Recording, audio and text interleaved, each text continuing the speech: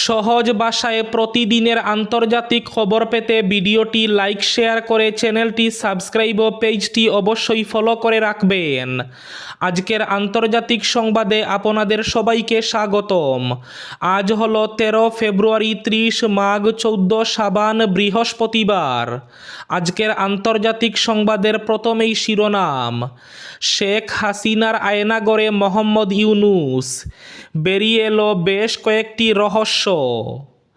Donald ট্রাম্পের স্বেচ্ছা পদত্যাগ কর্মসূচি গ্রহণ করেছেন ৭৫,০০০ সরকারি কর্মী। পুতিনের সঙ্গে ফোন আলাপের পর ডোনাল্ড ট্রাম্প বললেন, ইউক্রেন যুদ্ধ বন্ধে আলোচনা শুরু হলো। ইউক্রেন রাশিয়ার যুদ্ধটা এবার থামিয়েই ছাড়বেন ডোনাল্ড ট্রাম্প, করলেন বড় পদক্ষেপ।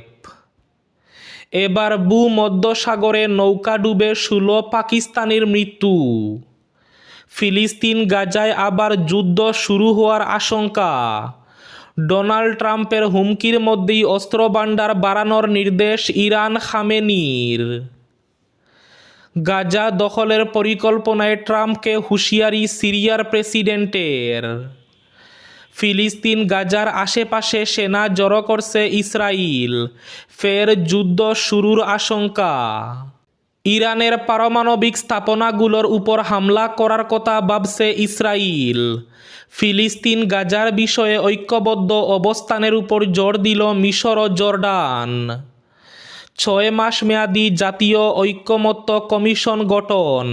শেখ হাসিনাকে প্রধান আসামি করে ট্রাইব্যুনালে অভিযোগ বিএনপির। এবার বিস্তারিত খবর। প্রথম খবর, বাংলাদেশের প্রাক্তন প্রধানমন্ত্রী শেখ হাসিনার শাসনকালের অন্যতম কালো একটা অধ্যায় হলো আয়নাগর। শেখ হাসিনা নাকি তার নাপছন্দ ব্যক্তিদের আয়নাগর নামক এক কালকুটুরিতে বন্দি করে রাখতেন। চলত নির্মম অত্যাচার।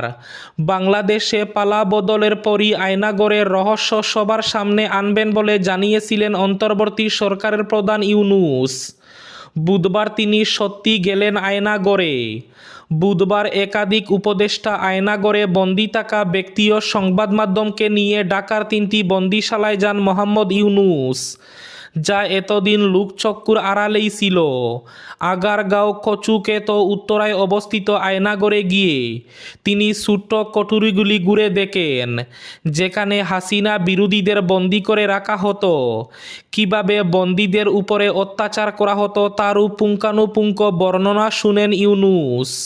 ফিলিস্তিন গাজার আশেপাশে সেনা জড়ো করছে ইসরায়েল, ফের যুদ্ধ শুরুর আশঙ্কা। গাজায় আবারও যুদ্ধ শুরুর বিষয়ে নেতানিয়াহুর হুমকির পর উপত্যকার আশেপাশে সেনা বাড়াতে শুরু করেছে ইসরায়েল। বার্তা সংস্থা রয়টার্স জানায়, বুধবার থেকে গাজা সীমান্তে ট্যাঙ্ক সহ ভারী সাঁজোয়া যান জড়ো করছে তেল আবিব। ইসরায়েলের বিরুদ্ধে যুদ্ধবিরতি চুক্তির শর্ত লঙ্ঘনের অভিযোগে হামাস জিম্মি মুক্তি অনির্দিষ্টকালের জন্য স্থগিতের জেরে এই প্রস্তুতি নেতানিয়াহু বাহিনীর। যুদ্ধ শুরুর পূর্ব পদক্ষেপ হিসাবে রিজার্ভ বাহিনী তলবের পর সীমান্তে বাড়ানো হচ্ছে ইসরায়েলি সেনা। পুতিনের সঙ্গে ফোন আলাপের পর ডোনাল্ড ট্রাম্প বললেন, ইউক্রেন যুদ্ধ বন্ধে আলোচনা শুরু হলো। এবার প্রেসিডেন্টের গদিতে বসেই থামিয়েছেন ইসরায়েল হামাসের যুদ্ধ।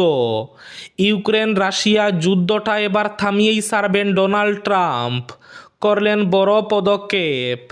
এবার প্রায় 3 বছর ধরে চলা রাশিয়া ইউক্রেন যুদ্ধেও কি থামিয়ে অসম্ভবকে সম্ভব করে দেখাবেন ডোনাল্ড ট্রাম্প?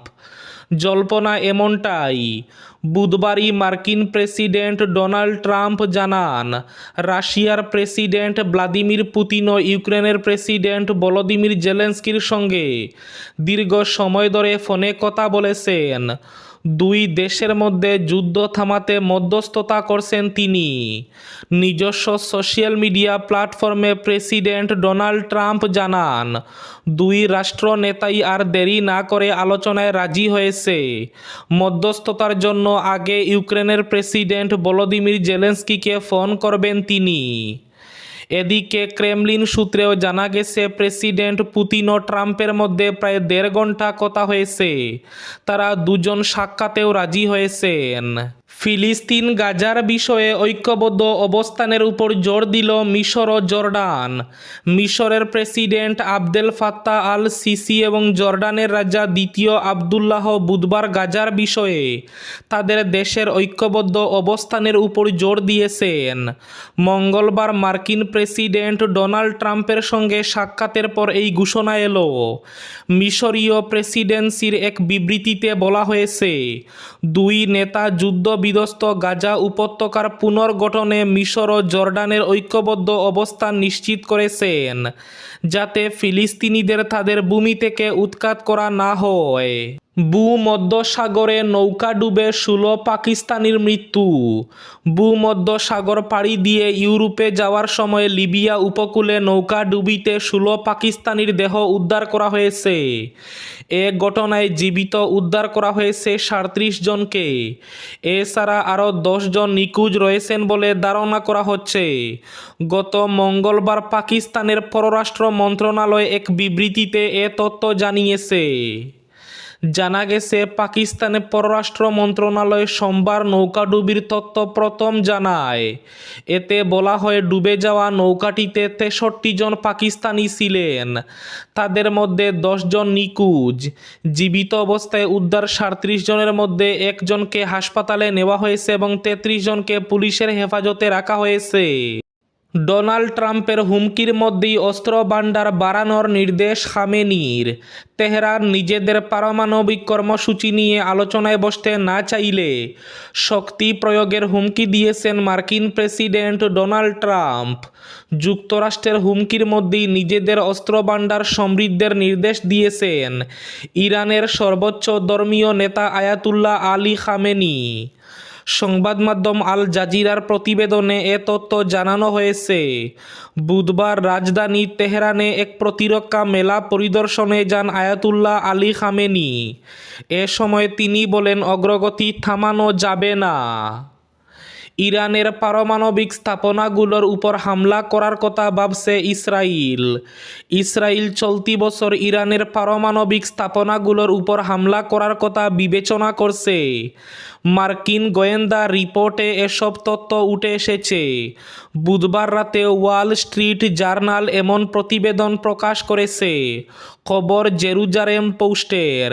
বাইডেন প্রশাসনের শেষের দিকের সময়ে করা এই মূল্যায়নে বলা হয়েছে, ইসরায়েল বড় আক্রমণের মাধ্যমে ইরানের পারমাণবিক স্থাপনাগুলোকে লক্ষ্য করতে যাচ্ছে, যার ফলে ইরান দুর্বল হয়ে যায়। ফিলিস্তিন গাজা দখলের পরিকল্পনা। ডোনাল্ড ট্রাম্পকে হুঁশিয়ারি দিয়ে বললেন সিরিয়ার প্রেসিডেন্ট। গাজা ইস্যুতে বিশ্বজুড়ে ব্যাপক সমালোচনার মুখে পড়েছেন মার্কিন প্রেসিডেন্ট ডোনাল্ড ট্রাম্প। বিষয়টি নিয়ে এবার মুখ খুলেছেন সিরিয়ার নতুন প্রেসিডেন্ট আহমেদ আল শারা। জানিয়েছেন তীব্র প্রতিক্রিয়া। গাজা থেকে ফিলিস্তিনের অন্যত্র পুনর্বাসন এবং উপত্যকার নিয়ন্ত্রণ নিতে ডোনাল্ড ট্রাম্পের পরিকল্পনা একটি গুরুতর অপরাধ, যা শেষ পর্যন্ত ব্যর্থ হবে বলে মনে করেন সিরিয়ার প্রেসিডেন্ট। সম্প্রতি দ্য রেস্ট ইজ পলিটিক্সকে দেওয়া সাক্ষাৎকারে একথা বলেছেন আহমেদ আল শারা। যুদ্ধবিধ্বস্ত গাজার বাসিন্দাদের অন্য কোথাও স্থানান্তরিত করার পর যুক্তরাষ্ট্র উপত্যকাটির নিয়ন্ত্রণ নেবে এবং সেখানে অর্থনৈতিক উন্নয়ন ঘটানো হবে বলে গত সপ্তাহে ঘোষণা দেন ডোনাল্ড ট্রাম্প। এবার শেষ খবরটি। 6 মাস মেয়াদী জাতীয় ঐক্যমত কমিশন গঠন। শেখ হাসিনাকে প্রধান আসামি করে ট্রাইব্যুনালে অভিযোগ বিএনপির। অন্তর্বর্তী সরকারের প্রধান উপদেষ্টা ডক্টর মোহাম্মদ ইউনূসের নেতৃত্বে 7 সদস্যের জাতীয় ঐক্যমত্য কমিশন গঠন করা হয়েছে।